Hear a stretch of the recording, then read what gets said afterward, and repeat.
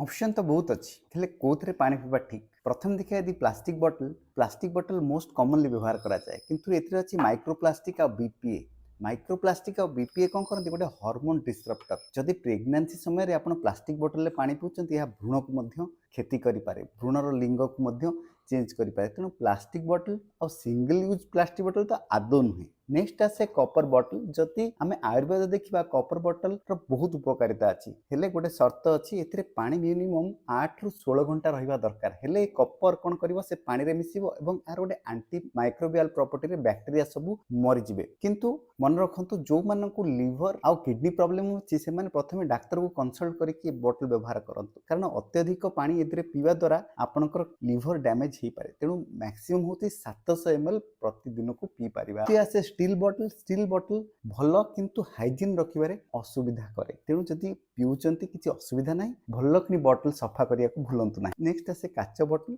जोटा कि इनर्ट जो थे आप पानी रखिपर किंतु भय हूँ फ्राजाइलनेस किंतु आपन पानी रखा this is the best storage bottle.